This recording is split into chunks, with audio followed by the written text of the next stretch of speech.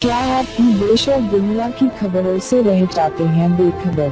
तो सब्सक्राइब कर लीजिए हमारे HT न्यूज चैनल को और बेल आइकॉन को दबाना मत भूलिएगा।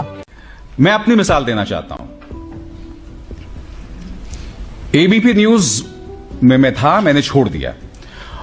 और छोड़ने की वजह क्या थी कि एक दिन मैं एंकरिंग कर रहा था और सुल्तानपुर में एक रेस्टोरेंट मालिक पर गोली मार दी जाती है। 2 दिन पहले प्रधानमंत्री नरेंद्र मोदी लखनऊ में थे और उन्होंने कहा कि आप आइए उत्तर प्रदेश में निवेश कीजिए क्योंकि यहां लॉ एंड ऑर्डर सुधर चुका है। अब मैंने सिर्फ इतना कहा कि प्रधानमंत्री 2 दिन पहले आश्वासन दे रहे थे और आज क्या हो गया, इसके अलावा मैंने कुछ नहीं कहा। उसके चलते मुझे 15 दिन की छुट्टी पर भेज दिया गया। वापस आना मैंने सही नहीं समझा। मैं निकलना भी चाहता था क्योंकि मैं समझ रहा था कि मुख्य धारा की मीडिया अब पत्रकारिता करने के लायक नहीं रही। मगर मैंने छोड़ दिया दोस्तों। और उसके बाद क्या होता है, एक दिन अचानक मेरा ड्राइवर कहता है, सर ये जो पीछे आप गाड़ी देख रहे हैं ना, इसे मैं आज चौथी बार देख रहा हूं अपने पीछे। तो मैंने बोला क्यों?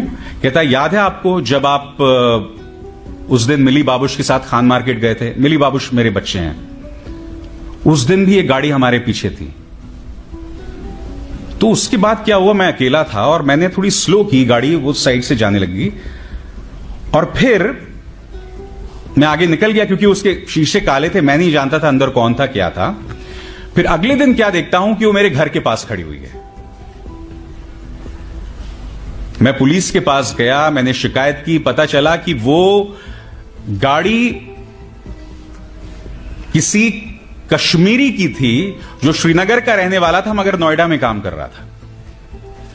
अब मुझे लगा अगर 1 in a blue chance कि वाकई ये वो है, कोई कश्मीरी मुस्लिम है जो यहां काम कर रहा है दिल्ली में, और अगर मैंने शिकायत को आगे लेकर गया तो वैसे ही तो आपको जानते हैं कश्मीरी और मुस्लिम तो बहुत ही जबरदस्त कॉम्बिनेशन है पुलिस को ठोकने के लिए।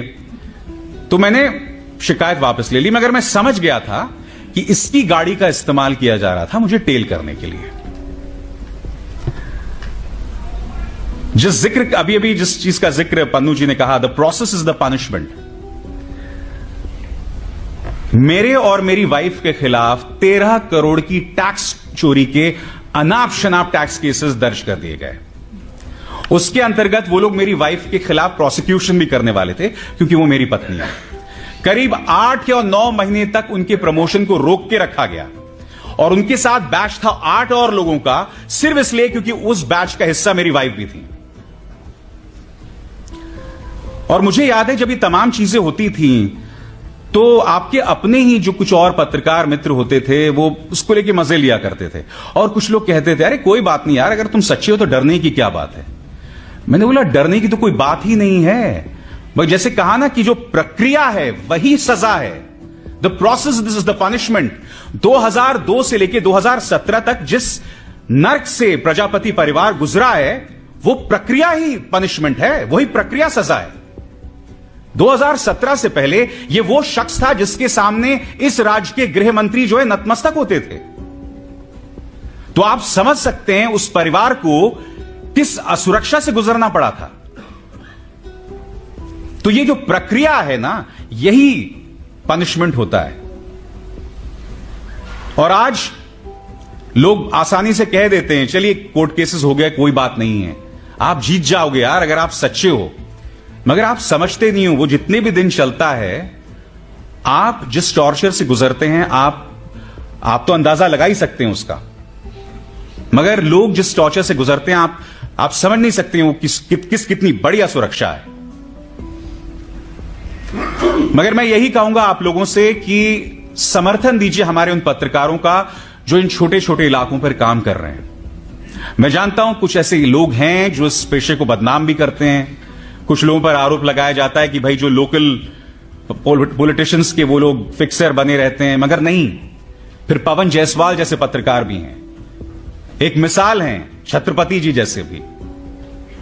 उनके हाथ मजबूत कीजिए, उनके हाथ मजबूत कीजिए ताकि किसी का सिला, किसी का परिणाम रामचंद्र छत्रपति जी जैसा ना हो। खैर उनकी तो एक विरासत है, मैं सिर्फ उनकी मौत की बात कर रहा हूं। वो आज जिंदा होते तो मैं नहीं जानता उनके जरिए और वो क्या क्या कर सकते थे, मगर हां, उनकी शहादत ने हम सबको एक मिसाल दी है।